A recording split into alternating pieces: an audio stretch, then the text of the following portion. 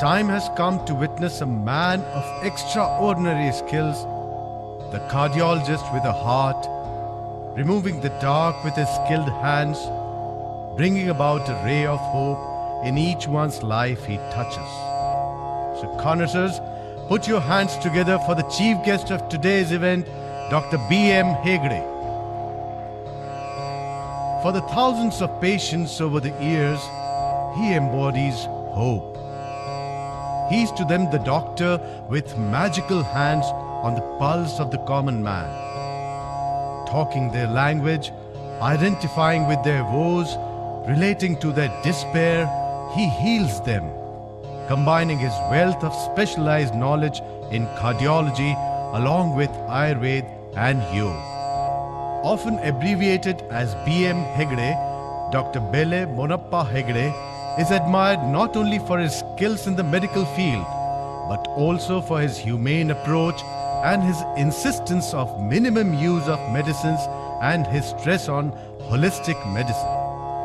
He is an Indian medical scientist, educationist, and former Vice Chancellor of the Manipal University and the head of Mangalore chapter of Bharatiya Vidya Bhavan, and has held many illustrious positions in eminent organizations throughout the nation. Dr. Hegde is a distinguished personality all over the world. With his innumerable mammoth achievements and inherent genius, who has bagged many prestigious awards around the globe. Awarded as the Dr. B.C. Roy Award in 1999 and in 2010 honored with one of the India's highest civilian awards, Padma Bhushan Award for Veteran Physician Administrator for his outstanding contribution to the world of medicine. With his innate desire and interest in Ayurveda, Yoga and spirituality, Dr. Hegde led himself in the quest for peace and meticulously stitched medicine and yogic life together for the benefit of mankind. May I request you all to welcome him with a big round of applause.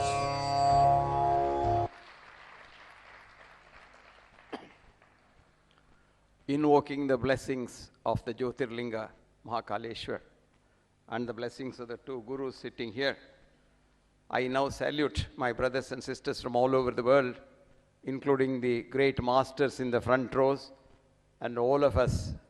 I consider myself a student of the ancient Indian wisdom. Friends, you may wonder as to why a medical scientist is here in this audience. But I am primarily a part of all of you, and medical science is only my way of life. I happen to be a doctor of the conventional Western medicine, but I have, to tell you very frankly, between you and me, very little faith in what we do as doctors.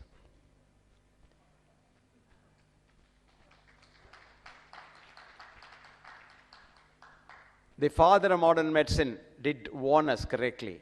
He said, cure rarely, comfort mostly, but console always. We take a Hippocratic oath when we pass to preserve life and to be fair to all concerned and treat my patient as God and to preserve life from conception to the end. But very quickly we become hypocrites because we start making money, and money destroys this world. Friends, our greatest enemy of mankind, and if you look at the history of mankind, up until money came on the scene, man had no illness whatsoever. Man had no greed, no jealousy, no sort of corruption, and no illness and no ill will. When money came in, all things started, and we started going back to our roots to say, where is yoga? What is yoga? What is Sanatana Dharma? What is spirituality? And what have you? It was so beautifully put in the Western mind by a great poet, an English poet, a romantic poet, William Wordsworth. When in 1802, the first industrial revolution started in the West, he wrote a beautiful poem called The World is Too Much With Us. I'll give you one stanza. The world is too much with us, late and soon. Getting and spending, we seem to have lost our powers. Little do we see nature that is ours. We have sold our soul. I have added a little to that, to the devil, comma, a sordid boon, full stop. This is where it all started, friends. Now, the topic of this conference today, put forth with so much of trouble, looking into every minutiae of details by Pandit Radheshamji, a good friend of mine, and he has been insisting for the last about 6 months that I come here, and because of him, I am here. I must admit that last 2 times he tried, I tried, but I couldn't be here. But this time, Mahakaleshwar said, I must be here, and I am here. Thank you, Panditji. As our guru from Portugal rightly said, this is the greatest part of the world, where poets, gods, goddesses, and great people all descended in the same place. And even Vikramaditya, a king who was known for his justice and for his compassion, was ruling this land. So I am honored to be in this land of holiness. But don't envy my position here, because some great people have spoken. Mark Twain once said, human brain starts functioning from the time you're born, only to stop when you stand before an audience after brilliant speakers have spoken. So if I speak something from now on, it is not from my brain, but from my spinal cord. Let me look at science, because I have been a student of the classical Western science for more than half a century.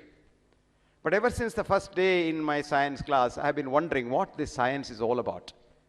We have what is called a reductionist science, vis-a-vis the true science of holism, which looks at the whole.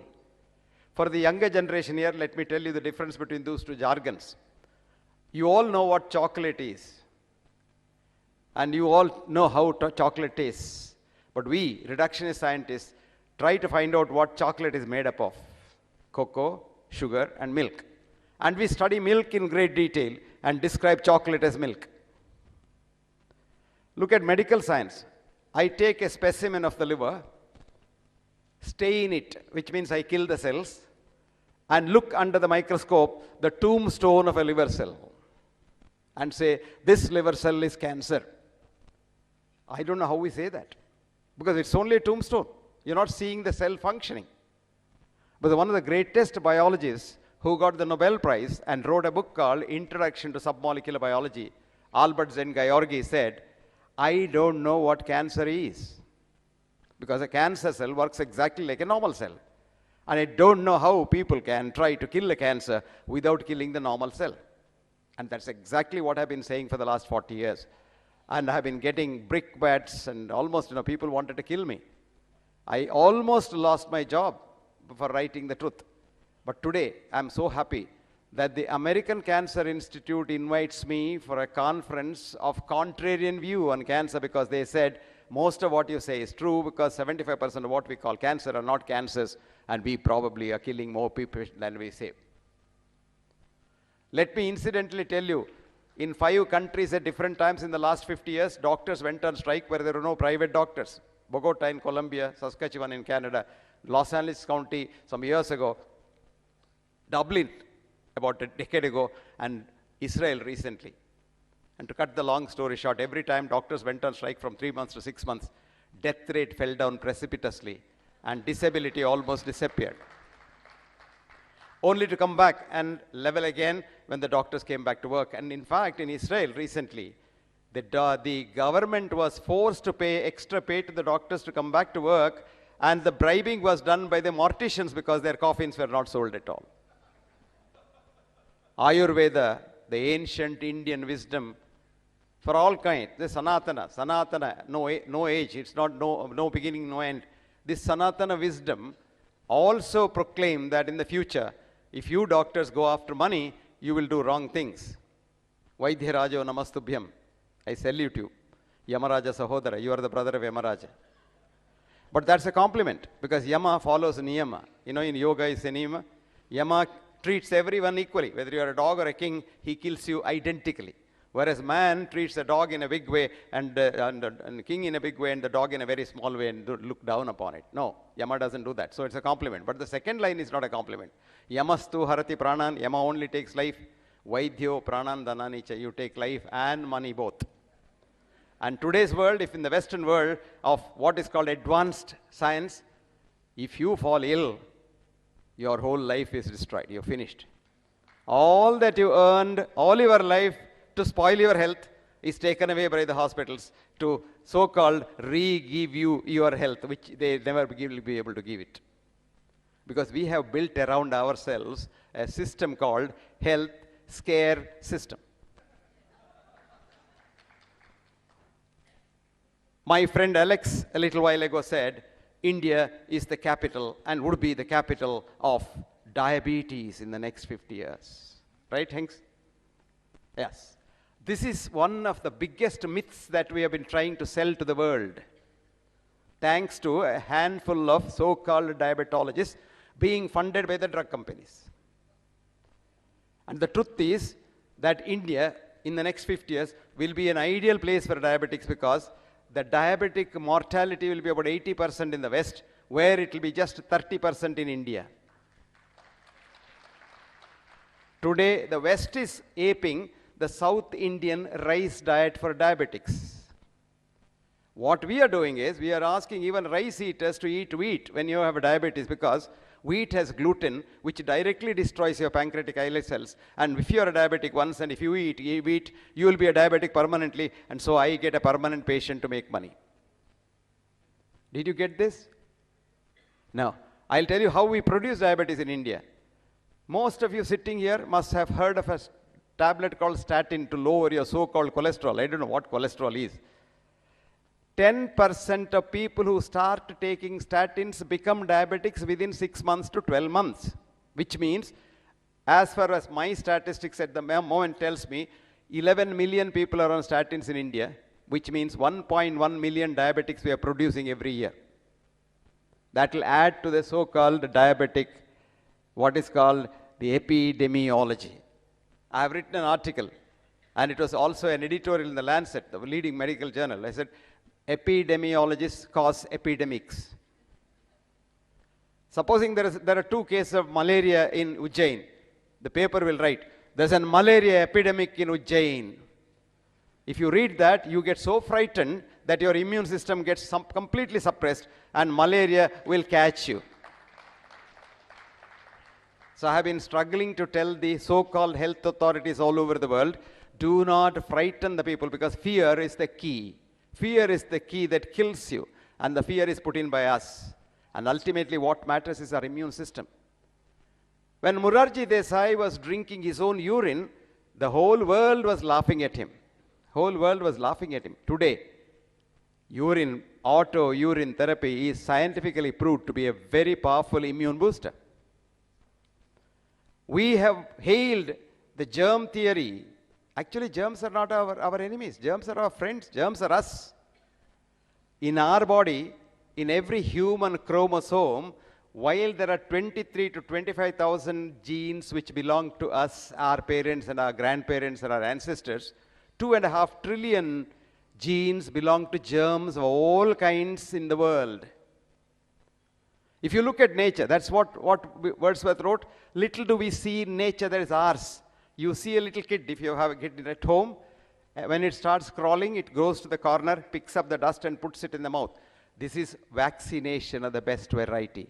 It is eating the germs to create the immune strength in its body. Today what we have done, we have sterilized our home, we have sterilized our glass, our tumbler, everything, so that the child has not met with germs at all and has not had any vaccination which is given by nature.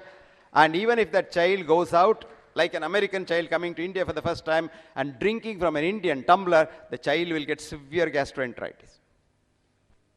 But the problem has become very acute in the West because the germs that we thought were enemies and tried to kill them with antibiotics, antiseptic soaps and what have you, because there's a big industry behind it and it's the industry that is pushing it.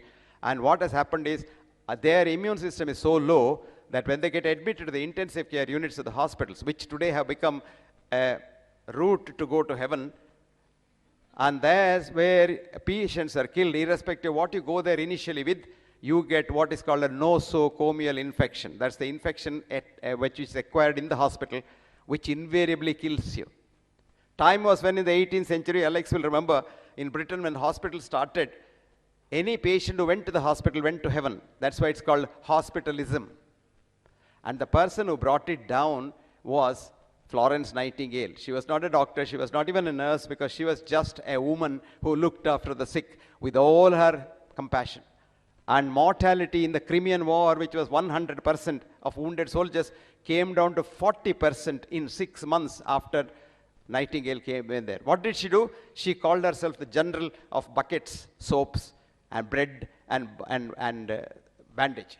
All that she did was clean the wound, dress it, talk to them nicely, and give them the food that they needed very badly. Today we know the latest research in Oxford, in 4 universities actually, Oxford, Cambridge, Hamburg, and Munich, together, led by an Oxford professor called Bingel, showed that even when you give a very powerful drug like morphia, morphia is the most powerful painkiller to a patient with severe pain, unless you tell the patient this is morphia and it's going to cure you, patient is not going to get pain relief at all. What they did was they were running morphia drip in a patient with severe pain, but told the patient, this is not morphia, this is a new vitamin we have found out for your disease. No patient got pain relief.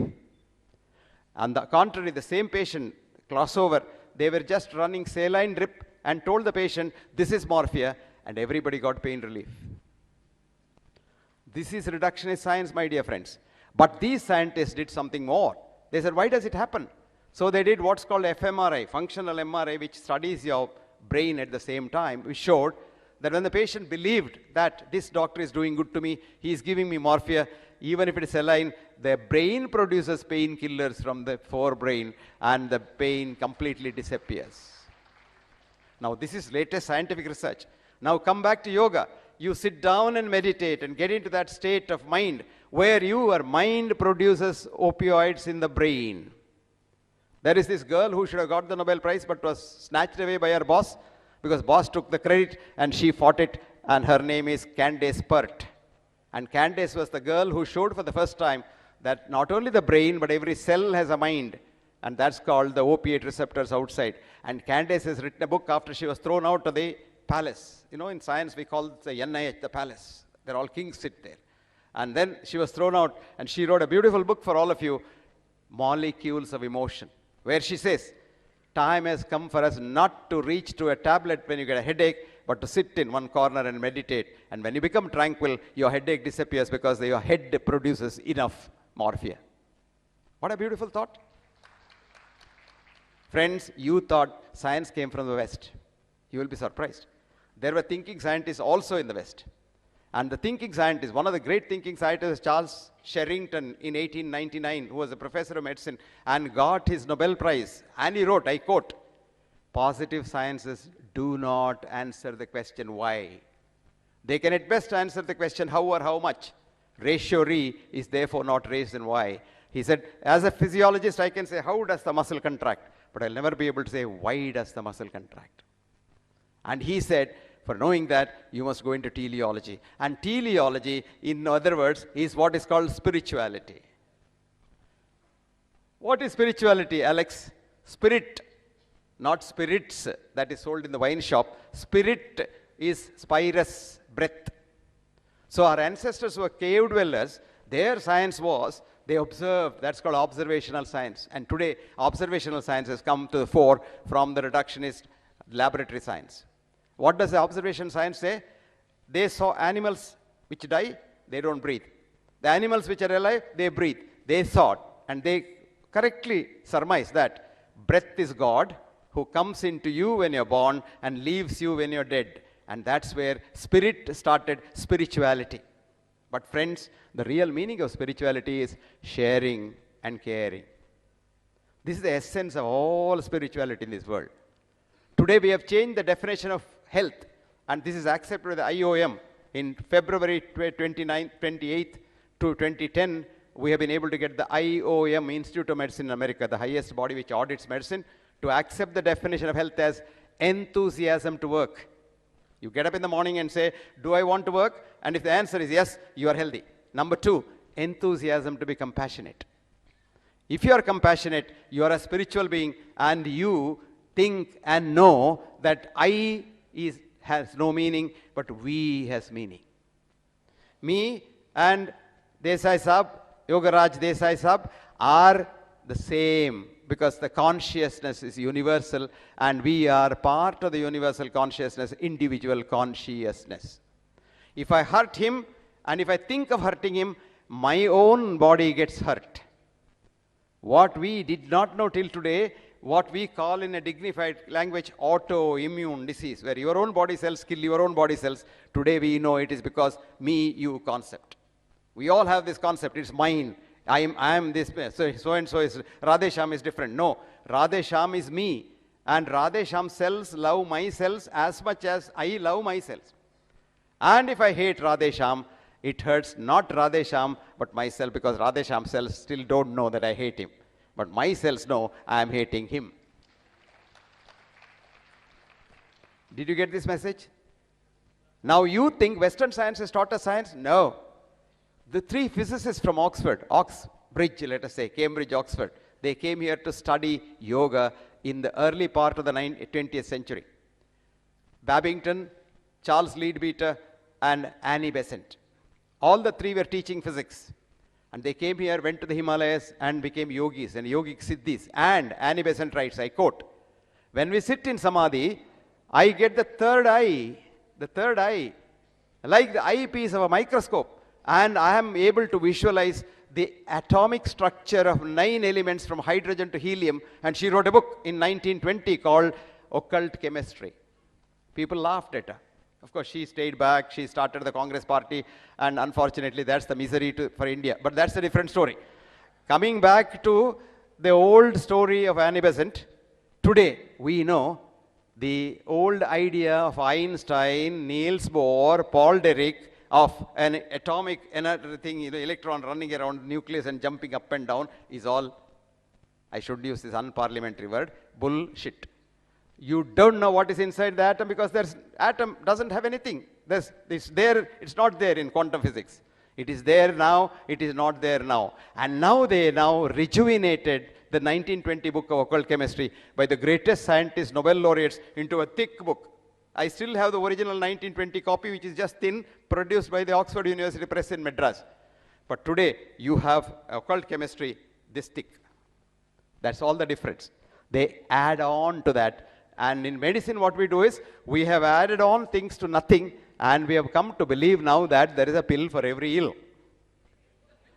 There's an article I have written in the British Medical Journal. There isn't a pill for every ill, but there is an ill following every pill. Which has now been proved to be right, because now the most important cause of death in the world is the medical establishment. And in the medical establishment, the leading cause of death is ADR, adverse drug reactions. You go to a doctor, you come out with a laundry list of drugs. Each one of us scientifically, quote unquote, know what one drug does for one disease. If you are given 20 drugs, God only knows scientifically how they interact between each other and kill you very effectively. Today, anybody goes to the hospital, goes to the intensive care unit. God knows why. Now I know why. In America, 90% of the hospital profits accrue from keeping dying patients in the hospital, intensive care unit, for the last 10 days. So we have come back to the 18th century idea of hospitalism. You go to the hospital to go to heaven. Dignity of death is lost. And if you want to get all that back, and you want to become again human beings, and human and humane, we have only one route to go back to our roots. All of you, many of you must have taken sleeping pills sometime or the other. And many of you need a cup of coffee to wake you up, and probably a peg of whiskey to put you to bed. This all started with scientific discovery of the electric bulb. Thomas Alva Edison found out the electric bulb.